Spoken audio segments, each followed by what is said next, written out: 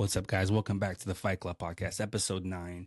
We're almost at double digits, and I think we're on a roll. So if I sound a little nasally today, sorry. Allergies are kind of kicking up, but I got my Buble soda water in here, so hopefully one day we'll get sponsored by once my viewership goes up. I got about 8 consistent views. Thank you so much, guys. So anyway, so let's get right to it. It's gonna be a little bit of a shorter one today. So had a couple topics I wanted to talk about, and let me bring them up here. All right, first topic. Obviously, we're talking about UFC. You had a fight night. You had Des Moines, Iowa.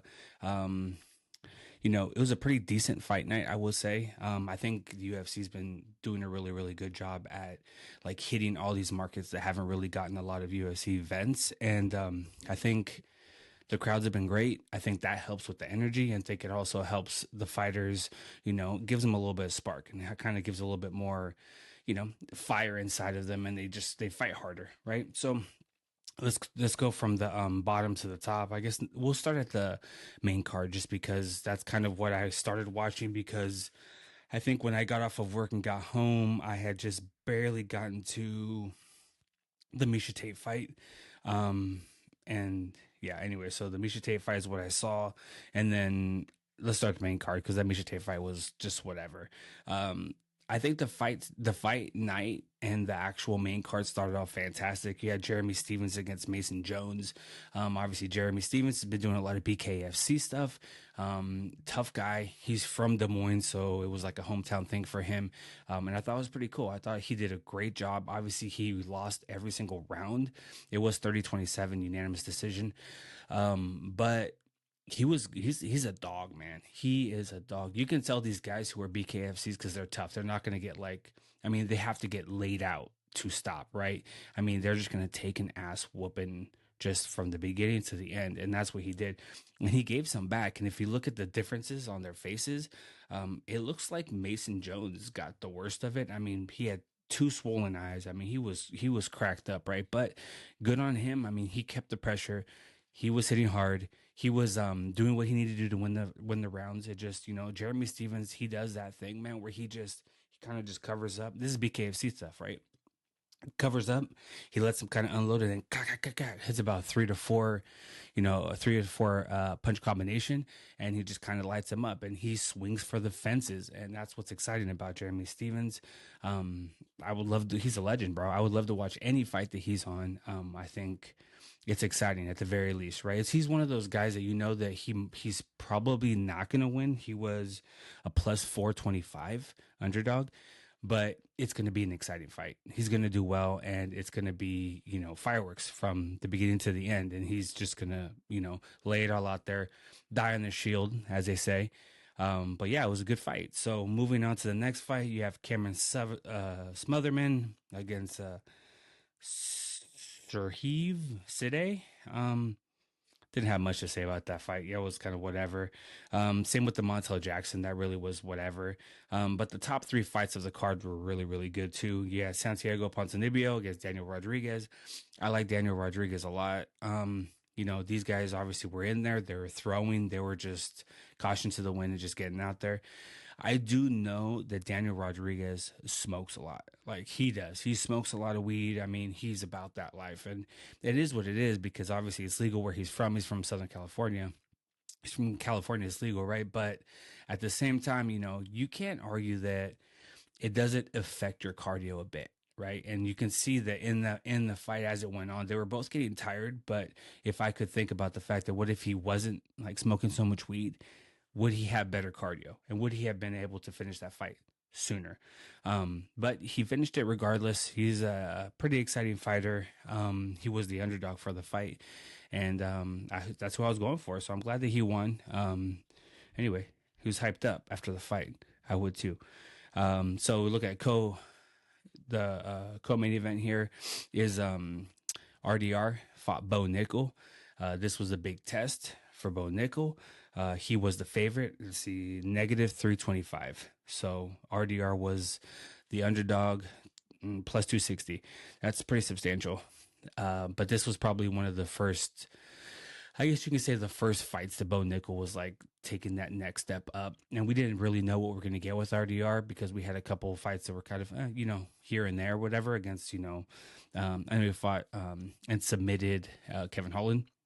But that we were going to see if Bo Nickel was going to do something different, if he was going to trust in his wrestling, if he was going to do, I guess, the opposite of what he did his last fight, or if was he going to do the exact same thing and just stand and try to throw against another guy who he was worried about his jujitsu, right? And so this one, it seemed like RDR set the pace from the get go. He just went forward on him, put a lot of pressure on him, kept Bo Nichols back against the fence. There really was no answer from Bo at all. If you notice too, like this was the most exciting fight on the whole card for me. Like this is the best fight that I thought on the card. Um, and if you notice too, like I think wrestlers they're leaning on you a lot to kind of get that pressure down on you, which means that the hips go back, right? And maybe the hips go back also so they can let go and go down for like a double leg or a single leg, a deep single leg. But in that separation that you have, RDR was just lighting him up with the knees. And there was one knee in particular when I was watching this fight. I saw one knee in the first round. He hit him, and if you look, it's the camera angles from this side, and RDR's back against the fence. And if you watch the side of Bo Nickel's face, you can just see that it hurt. Like you can see that. And imagine when you're in it, I'm sure RDR saw that he was hurt, right? So he just continued to pressure. Second round is when he just laid it out on him, right? And hit him. I knew those knees were coming. I was texting with my brother. I was like, bro, these knees are going to be killer for him. And sure enough, he hits him with the knee. Then Bo Nickel does a couple wild swings.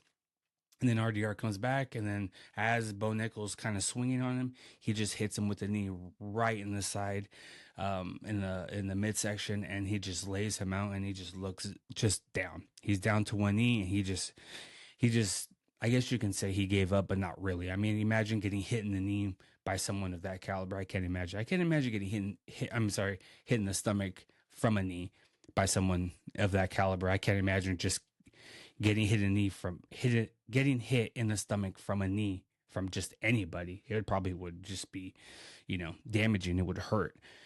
So I mean, I can't hate on him for that, but I will say that I think it was a reality check. A lot of people are calling it a fraud check, because they're saying that he was very hyped up.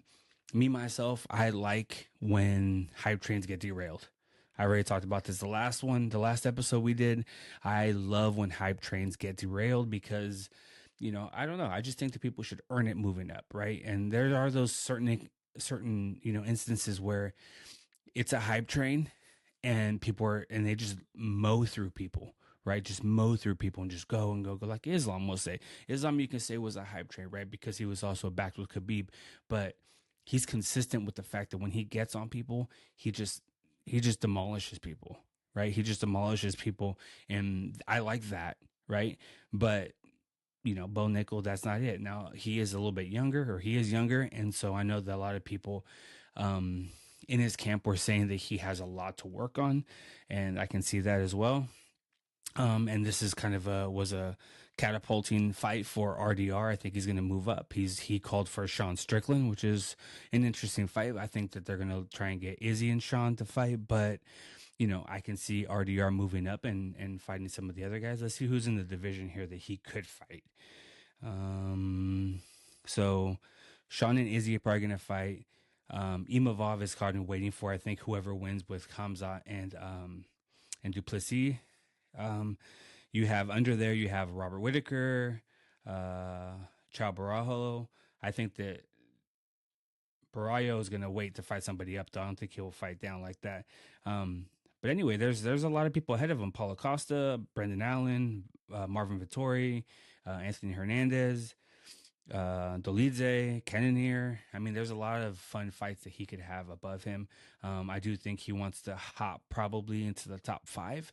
But it looks like if he's going to do that, it's going to have to be a Robert Whitaker, I would assume, or maybe a Cannonier who's number 7 right now. That could be a fight that could happen. But anyway, yeah. So that's what I feel about that fight. I mean, it was good. I like to see what what the matchmakers have for Bo Nickel going forward, as well as what they have for RDR going forward. Because I think it'd be pretty interesting. I also want to see how Bo Nickel, I guess, how he reacts to this loss, what he says, and how he steps forward and moves forward. Then you had the main event. You had Corey Sandhagen and Davison Figueredo. Um, Obviously, Corey was much more active. Davison is incredibly fast, but he just had nothing for him when it came to the wrestling. Corey was just one step ahead of him the whole time. And then in the second round, you saw that it was weird because Davison kept going for like a leg lock or ankle lock or something. It was really, really weird. But Corey said they were in the 50-50, kind of pulled back, and I guess Davison didn't sit back like typically you would in that position. And if you don't sit back, your knee pops. And it looks like it was ACL or some sort of ligament tear for Davison, which sucks. So you never want to see that. But it is what it is. And that's what the fight is. And Corey's looking for, a championship bout next. He wants to challenge somebody next. And I mean, if you're thinking about it, you have Sean and you have Marab going to fight again. Possibly. And then I believe that Corey wants to be the backup for that fight. And he took no damage, so why not? But you have Peter Yan and Umar ahead, but Umar just lost. And then Peter Yan has lost to both Sean and Marab. So kind of makes sense that Corey Sandhagen would be the next one in line for that. But we'll see. We'll see what happens. So that was one topic. The next topic I was going to have for you guys was, let me see. Times Square boxing. So if you guys saw this, you guys saw that Ring was it Ring Magazine or Ring whatever. It's essentially TKO. They did their first fight card in Times Square, which it has never been that way, right? They couldn't sell tickets because I think the commission wouldn't let them for whatever reason. So they were just giving out like VIP tickets to, VIP social media influencers and all that stuff. And from what I hear, and I didn't get a chance to see any of the fights except for the highlights of the Garcia Rolly fight, and I think I saw like the last minute was someone posted it of that fight, and it looked like, I mean, it was just the whole weekend of boxing was a flop. Right, I think it's safe to say the whole weekend of boxing was a flop. You had that first night. I think Teofimo was the only one that did anything of notable, I guess anything of notability, notoriety, whatever it is. He's the only one that did anything of that. You had Devin Haney won, but it was like the second lowest rated, like second lowest in CompuBox history of punches thrown and landed or something like that. Like that's ridiculous. And then you had, people were anticipating Ryan Garcia to come back and fight Rolly Romero, and it looks like Rolly was like the huge underdog, and he dropped him. I think it was the second round it was a double left hook. Hit him once, kind of stunned him. I think he got him off balance in the second one, really knocked him down. And, I don't think Garcia never recovered from that. Now, what's the difference between his previous fights, which was a year ago with Devin Haney, and this fight? No PEDs. I know. I don't know. Does that say for sure that he was on PEDs before? Does that say for sure that that's a big difference? I don't know. But you can say this. You can say that a lot of people were talking about how, Ryan Garcia was saying that he was, not partying. He was taking it serious. He kind of stopped doing drugs. He was focused. He's in a better mental state in his life. He's, the PEDs aren't an issue. None of that stuff. No dehydration stuff is an issue. He was able to rehydrate and everything was normal. And he was literally a shell of what he was a year ago, 12 months ago. Now, I mean, you can say that, yes, he said he took it serious, but it looks like he didn't. A lot of people are saying, I watched Luke Thomas and he was commenting on the fact that he didn't look great. He didn't look like he was that killer that he was 12 months ago. And I mean, PEDs make a difference. He didn't look like he had that physique also like he did 12 months ago, which PEDs make a difference. So I guess the question is, do you have Haney and Garcia fight again, even though Garcia looked so bad, and Haney, even though he won, he still looked bad? Is that even worth watching? Is that even worth putting on? Just because I believe, I don't know. It's weird. It's like, is that worth watching? I don't know if I wouldn't watch it. That's just me. I don't know. I wouldn't watch it. I'd rather watch an Apex card, to be honest with you, than watch that fight. I watched the highlights, but that's about it, you know. And anyway, like one thing, I just recently started really kind of watching boxing again, and there's one thing that I really see that's a huge difference between boxing and UFC, which obviously there's a whole lot, but there's one in particular thing that it's just it's a night and day difference, and it's the pre-fight press conferences. Like the pre-fight press conferences are ridiculous for boxing. I mean, you have everybody up there making talking, and then like they're just arguing, and it's stupid. It's like nobody has control over it. It's just like it's a shit show. And you have Oscar De La Hoya trying to fight Devin Haney's dad, and like it's stupid. It's like it's I don't know. It's very WWE ish, and I don't like that. Right? It seems dumb. It seems stupid. It seems just unnecessary and ridiculous. And it really, I think it's a shame on the sport, because I remember back in the days when I used to watch a lot of boxing with my dad's side of the family. We used to watch boxing all the time, but that was when Oscar De La Hoya was fighting. That's when Pacquiao was fighting. That's when Marquez was fighting, Barrera. I mean, all these dope elite fighters, Mosley, and just all these just incredible fights were happening. The 24, HBO's whatever, their documentary on the setup for the fights and all this stuff. It's just, there was a hype for the fights, and the press conferences were fantastic, and the fights were dope, and it was like the commenting was sick, and it was something else. It was like a spectacle back in the days. And it's not that now. It just feels like it's totally different. It's just, I don't know, it's a watered down version of what it was. And I think that a lot of people can agree with that. And, you know, it just, I don't know what that is. I'm not sure if it's just the social media influencers that they're starting to water down boxing with all this stupid. It's become more about drama and more about tweets and Instagram posts and all this stuff than it is really about fighting and the fighters, and about the training and how hard it is. It's more about how many followers you have than, you know, how fast you are, how hard you punch, how good you really, really are, right? And it's not the same. The essence of boxing is diminishing, and it's evaporating, and it's going to be gone. Unless something happens. You even have Canelo for the first time in who knows how long fighting Cinco de Mayo weekend in Saudi Arabia. This is what we're doing. This is what we're doing. You're moving away. You're moving away from the United States. You're moving away from anybody who is Hispanic that would want to watch Canelo. I literally know people who don't even want to watch, didn't watch the fight, literally because of the fact that they said that he was a sellout because he sold out to the Saudis.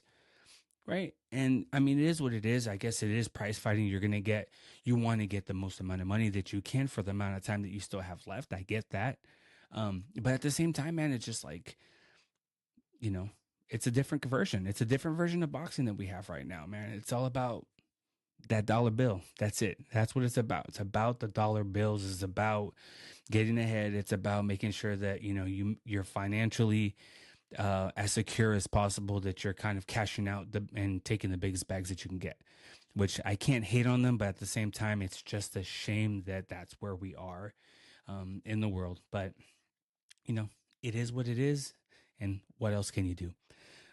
So looking forward to the fights this weekend, you have Bilal fighting JDM. I'm excited. I think the thing is too, like, I don't know what it is. Bilal doesn't necessarily have a huge following, and I don't think JDM does kind of really either. But I think that this card really has as much hype behind it and is as a must-watch fight or fight card. But really the fight, because of the fact of the implications that it has for the division under it and for that division, right? So we all know JDM wins. Bilal might move up, or Bilal's probably going to move up, right? If JDM wins, and then you have Islam moving up, then you got, Ilya. It's just like, it's a boom, boom. It's a domino effect, right? Once we see the results of this, then we can move on to the rest of the divisions above and below it. If that makes sense. So you'll probably have, if JDM wins, Bilal moves up. Islam moves up, fights JDM for the championship. You got Ilya probably fighting Charles for the championship. And then everything could kind of separate itself out, and then we can kind of figure out where we go from there. But I don't know if I see Bilal losing. That's the thing. I don't know if I see it. Now, I don't know. Maybe Bilal wins, and maybe Bilal tries to still move up. I don't think anyone's really talking about that, right? But that could happen. He could win, and he could move up and try to be a double champ. I mean, I guess he would be a double champ anyway because he already was a champ. But he would try to move up and fight for the championship, or try to move up and fight in the next division up, because I think he has that much respect for Islam and Khabib's team.